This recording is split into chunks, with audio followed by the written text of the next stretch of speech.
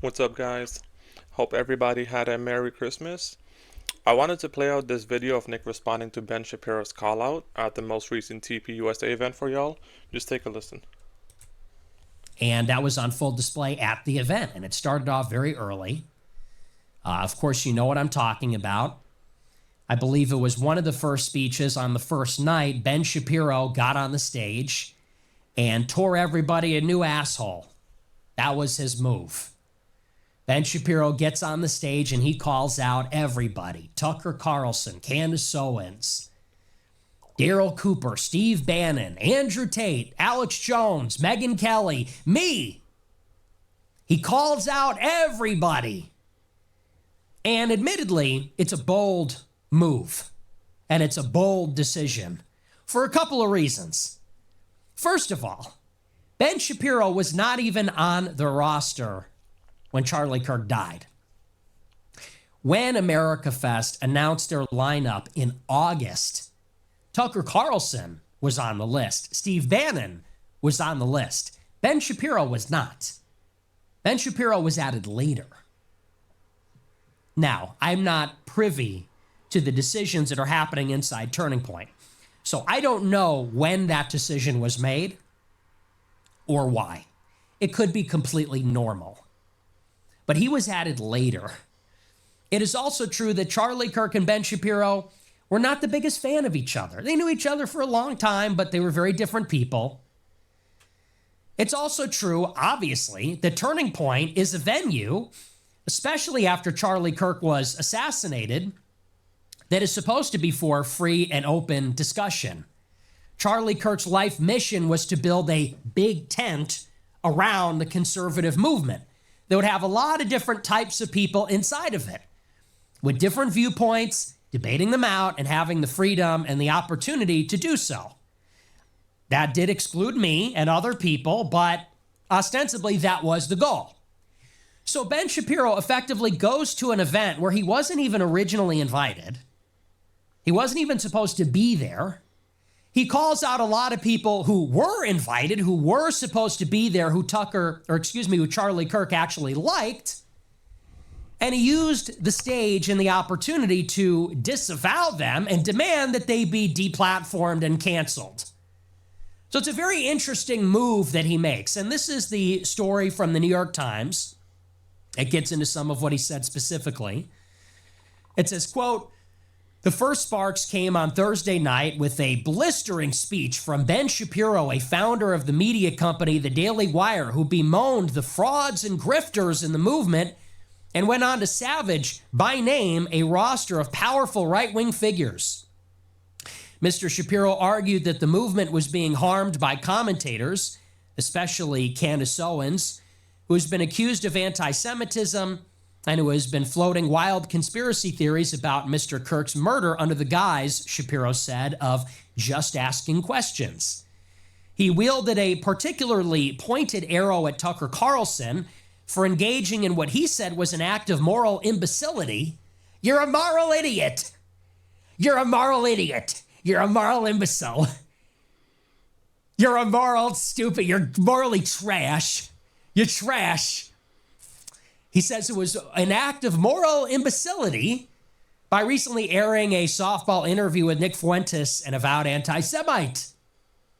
Am I avowed? When did I avow? Who told you I avowed? I never avowed. I love everybody. Mr. Shapiro, hammered Megyn Kelly for failing to condemn Miss Owens and Mr. Carlson. And he called, he called Stephen Bannon, the one-time chief strategist for Mr. Trump, a PR flack for Jeffrey Epstein. So in total, Shapiro called out Tucker, Megyn Kelly, Alex Jones, Andrew Tate, Candace Owens, Daryl Cooper, Steve Bannon, and me. This was the speech. And, he thinks that he did something. And all of the National Review and Zionist and Israel-worshiping conservatives, they all think that he did something. They think that was courageous. They think that was brave. And I think everybody else looks at that and says, this is a kid with Asperger's. this is a Jewish spur gout. By definition, you get the ugliest, most unlikable, most hateable, most obnoxious, despicable person. He's also the shortest. And Ben Shapiro marches up to the stage with his Israel flag in tow, with his giant yarmulke covering his head. And he gets up on his wooden crate on the podium and says, "Oy vey, you're not loving Israel enough. You don't worship Israel enough. You're a moral imbecile. You're a moral anti-Semite." And everybody under the age of 45 first goes, "Ugh. Hate that voice, hate that face, hate this ugly little twerp." That's the first reaction. Second reaction is, this guy doesn't belong here. And this guy doesn't belong here because this is the America First movement. And Shapiro gives this big speech. He talks about this is a question of frauds and grifters. This was a question of who's going to support Israel and who's not going to support Israel. It's about truth and authenticity. It's about courage and telling the truth. It's about none of those things.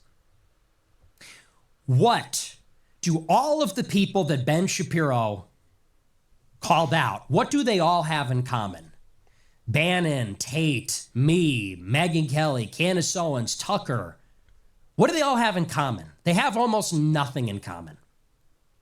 Not ideologically, not racially, not in terms of gender, not even in terms of nationality, not in terms of religion. Excuse me. We don't even all get along. As a matter of fact, most of us don't get along. All the people that he called out. The one thing that we all have in common is that we have all criticized Israel's conduct in the war in Gaza. We have all talked about the influence of the Israel lobby. That is the one and only thing, notably, that all of those people have in common.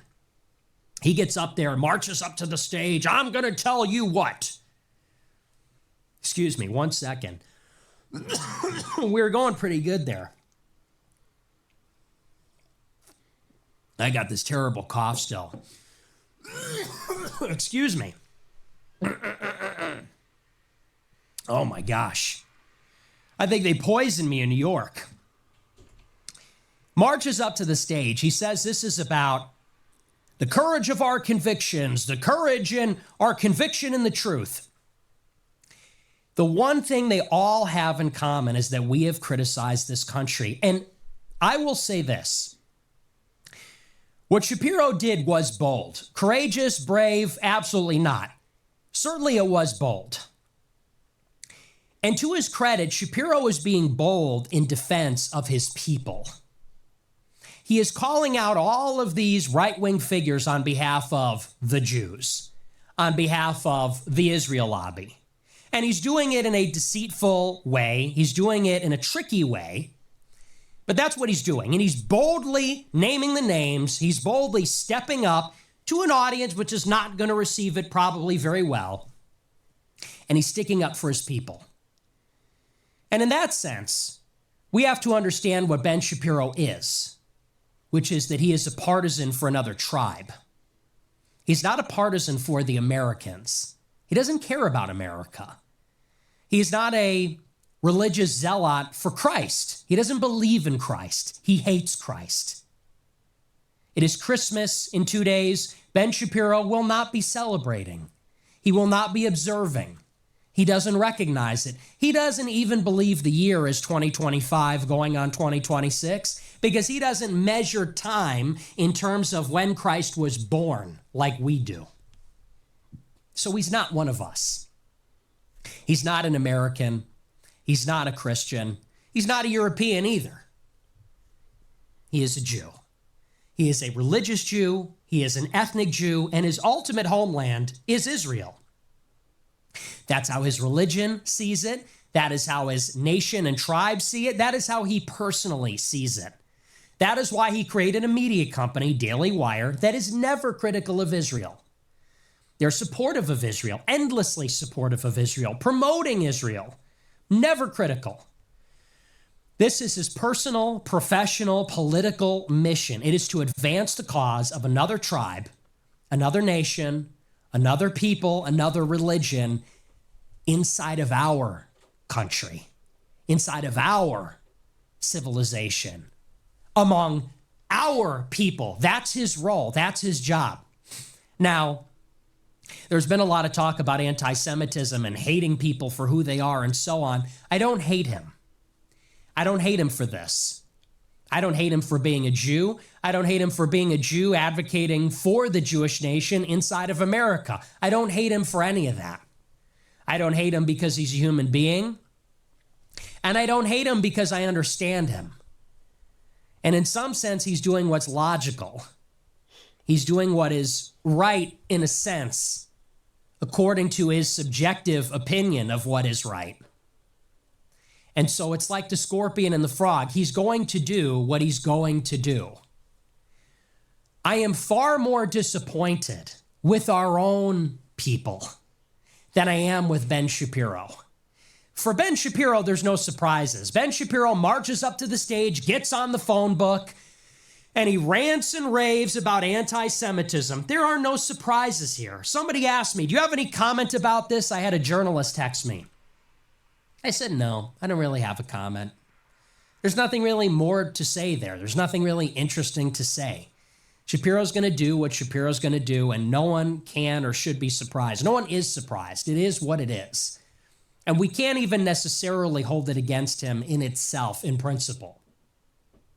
But then I saw Tucker Carlson's response to Ben Shapiro. And there was sort of an interesting dialectic there. Shapiro and Carlson. So Shapiro gets up and says, I'm calling out the conspiracy theorists and the anti-Semites and the moral refuse that are, hating Jews and blah, blah. And Tucker gets up almost immediately after, gets up a little bit later, the same night, and he gives a speech. As I said, he was invited earlier.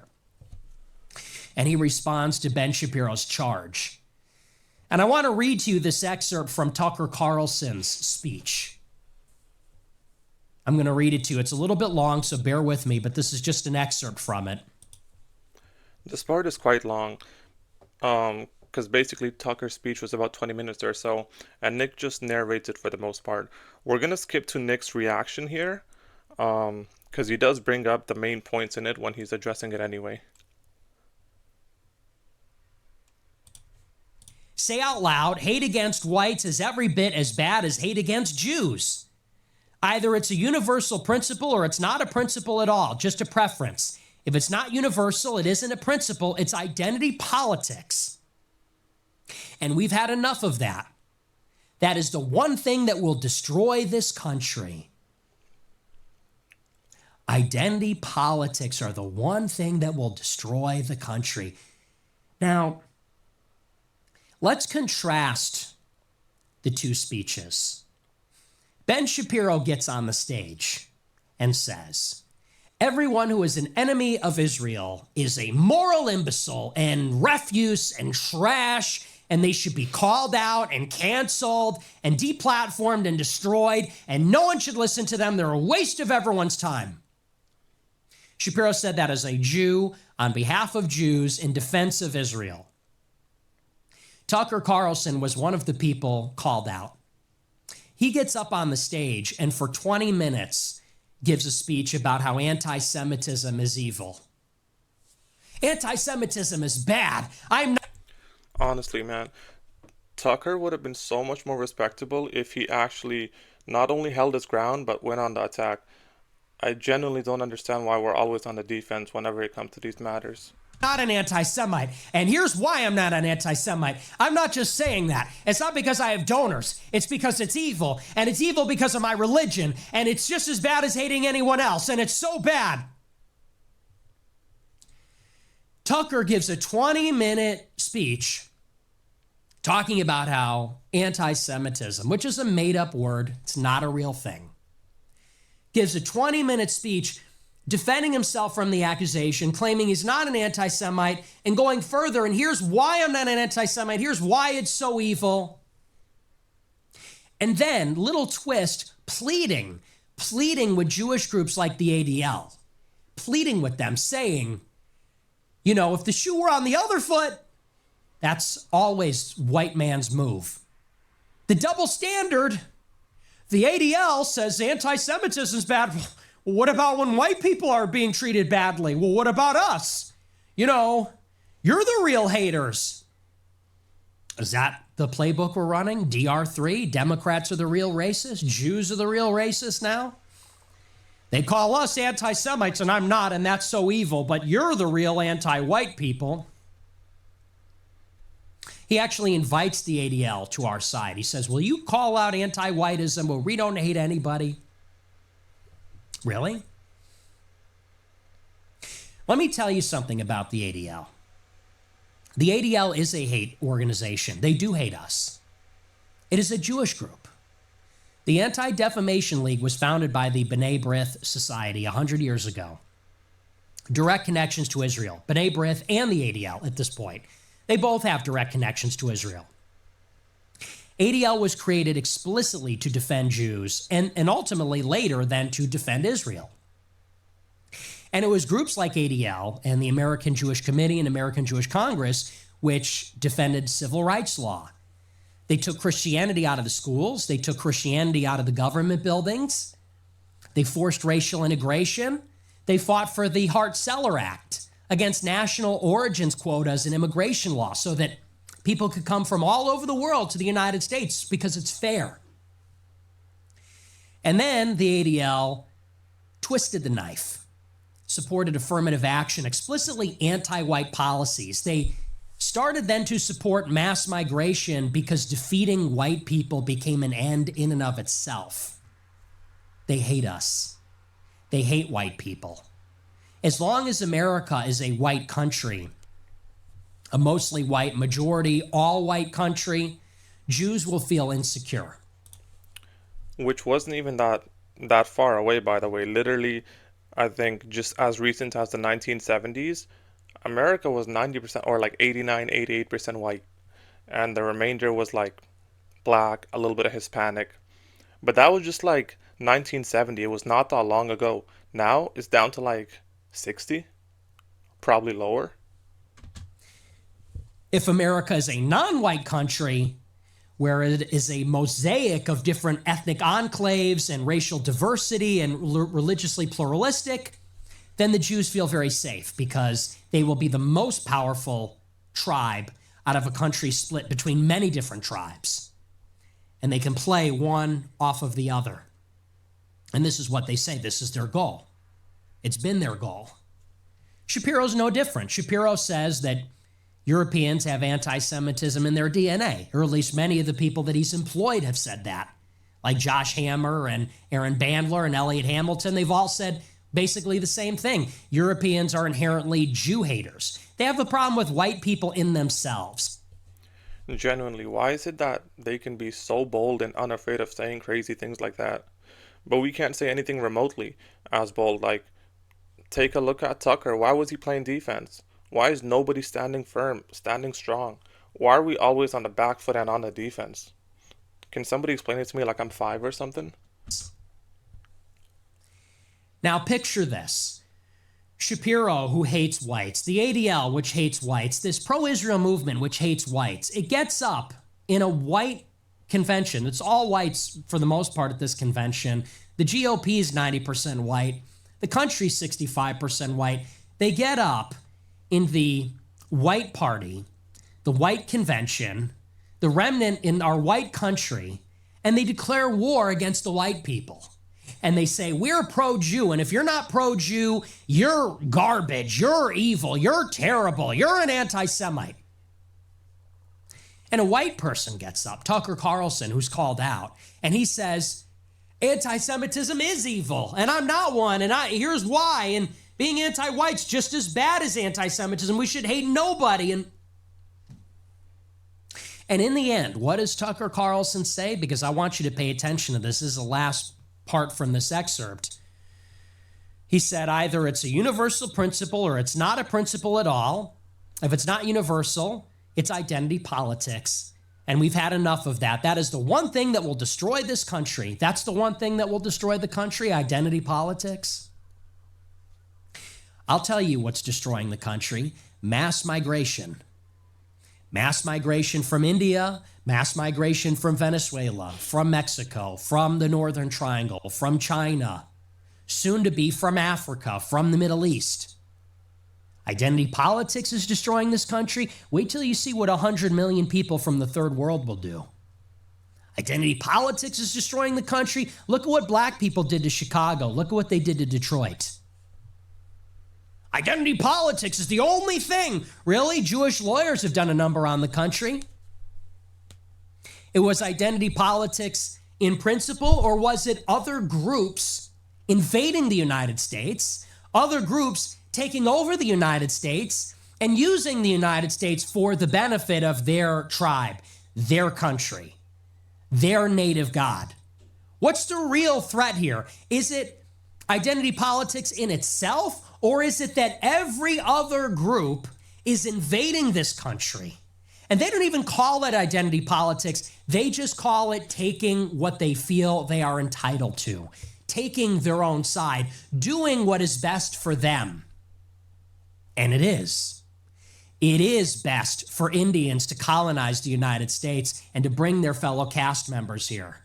It is in the best interest of Africans to come here and bring Islam and bring from Africa.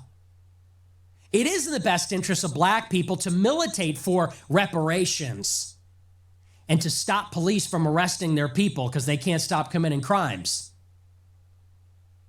They're doing what is in their interest as a group. And as I've said before, now that white people are starting to take our own side, now that white people are getting up and saying, you know what, we don't want any more immigration. We don't want any more Indians. We don't want any more Haitians or Somalians. We don't want these people here. We don't need them. They're not making our country better. They're not like us at all. And we don't want to be outnumbered by them. And we certainly don't want to be ruled by them. We don't want our children to be ruled by them. Now, people like Tucker get on stage and tell us to pump the brakes. Well, the worst thing that could happen is if white people played identity politics. I could think of a million things worse for this country than white people playing identity politics. Starting with and including mass migration and another war for Israel. How about that? Identity politics is the one thing that'll destroy the country. I could think of a million things before white identity politics is a problem and not the solution. This is another key point, by the way. You'll constantly see like the old GOP guard that's still getting APAC checks, like Officer Tatum, talk about the MAGA civil war and say it's people like Nick Fuentes and these audacious white people that want to put America first. Oh, they're the ones causing a rift in our party. And they're just like, we're not allowed to talk about our interests or question, crazy things like mass migration or, Israel's influence over both our parties here in the United States. We're not allowed to talk about putting Americans first or anything like that. But Shapiro, little Benny can go on and go off on said white people for daring to question Israel or any of these other radical policies that will 100% eventually lead to the destruction of our country as we know it. He can say whatever he wants, but we're not allowed to say anything. It's crazy. To what is happening. But this is the picture, which is that one group is willing to get on the stage and defend their own people. One group is willing to get on the stage and do what is best for themselves. For Shapiro to call everybody out, is that good for the Republican Party? No. Is that good for Turning Point? No. Who is that good for? That is good for people that care about Israel. To reassert the chilling effect, cancel culture, censorship, that is good for people that care about Israel. It is bold, it is audacious, it is polarizing. But he'll do it because that is who he defends. The white man gets up and makes these apologies, talks about double standards. I don't hate anyone. I'm not a Jew hater. I'm really a good guy. And the one thing that could ruin America is if I took my own side. So who's really more disappointing there? Who's the real enemy, actually? Is the real enemy Ben Shapiro? Now, strictly speaking, he is the alien. He is the outsider. Strictly speaking, he is the foreign presence in the bloodstream. And so by definition, yes, Ben Shapiro needs to be removed from Turning Point USA. Honestly, should be removed from America, in my opinion. But who is actually more pernicious? I think it's somebody like Tucker Carlson. Because someone like Ben Shapiro takes the stage and we can point out, you are not like us. You don't look like us. You don't talk like us. You have a Brooklyn accent, but you're from LA. You're weird. Something isn't right here. It's visible. It's obvious. It's apparent. But someone like Tucker gets up, looks like us, talks like us, blue-eyed, little striking, doesn't really have much of a chin, kind of looks like a thumb, but that's okay. The hair is swept back, chooses in, okay. But he tells us, calm down, be complacent. He tells us, relax. It's not a big deal. Everybody just accept what is happening to the country. The only thing that will bring down the country is if we react too angrily, if we react too forcefully. It's a tale of two speeches there. So Tucker gives this speech about ideological liberalism. Well, we're all just individuals. There are no groups. There are no peoples. There's no blood guild. We don't hate anyone. And I invite the ADL to come to our side. You're a hypocrite if you don't. And identity politics is always evil. Oh, that's great. I wish we had a white man that would stand up for our people. I wish we had a white man who would stand up for our country, who would stand up for the American people that are being replaced, because they are. And people don't like to hear this talk. They don't like this chest beating as white people, the white man. But who else is it? Who created the Jamestown colony? Who landed at Plymouth Rock? Who settled the country 400 years ago? Who created the English colonies? Who fought in the Revolutionary War? Who wrote the Declaration? Who wrote the Constitution? Fought in the Civil War? Led the Industrial Revolution? Who were the Transcendentalists? Who were the fireside poets? Who invented radio, television, railway, factories, the steam engine? Who fought in World War II? Who did all of it? White men. White men explored the world, circumnavigated the globe, discovered this continent, planted a flag for Christ, planted a flag for Europe, planted a flag for Rome. It was white men that tamed the wilderness, white men that defeated the Indians, white men that had a birth of freedom in America, white men that fought and died for it, white men that tamed the frontier then, industrialized America, invented everything, made the world safe for democracy, defeating communism and fascism. That was white men, and it was white men on the moon. And Nazis got them there, actually. Nice little footnote. People like to forget about that, but it's true. And now white men are being replaced in every country in which they reside. America was a majority white country for 400 years almost, and now it's not going to be in a matter of 10. Canada, they doubled their population in 20 years, and it's all immigrants from India. Australia, not going to be a white country. All of Europe, not going to be white anymore. All of these cultures, this civilization, all that history, it's all going away.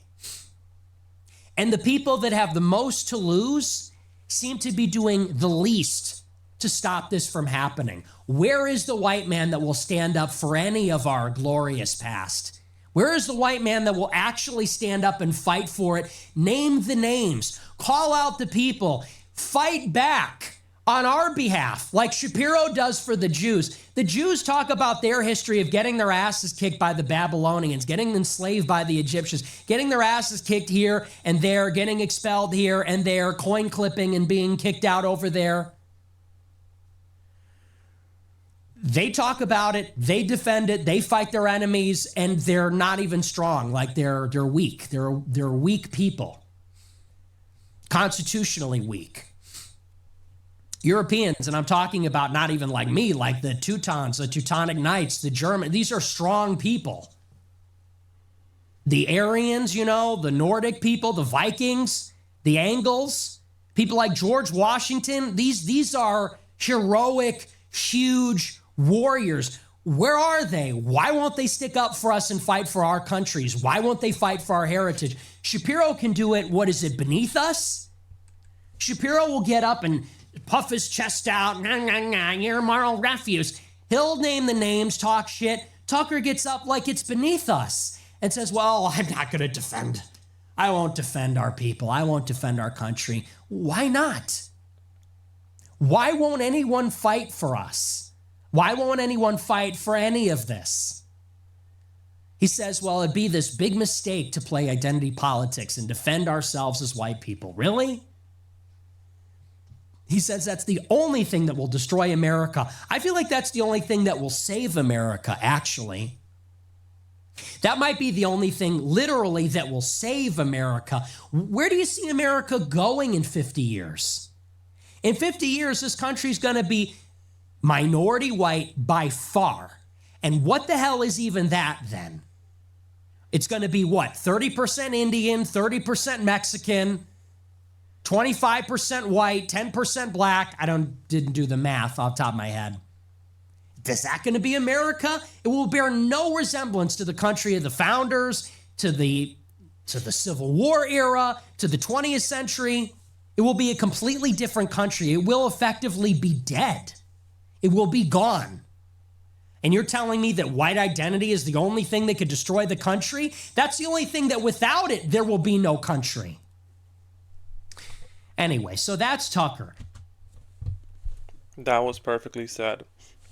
And it's really not a radical idea either. It's literally just common sense. You can't have a non-majority white America. You just can't. It's not going to be the same country. Not in terms of people, not in values, not even in the same quality of life. Because we've seen very clearly this country's quality of life from a wealth perspective, crime, even stuff like patriotism, reduced correspondingly with the reduction of the percentage of white people in America. So, anyways, that being said, thank you guys for watching. We're going to try to get this message out to as many people as we can. Don't forget to drop a like and subscribe to the channel. I'll see you in the next one.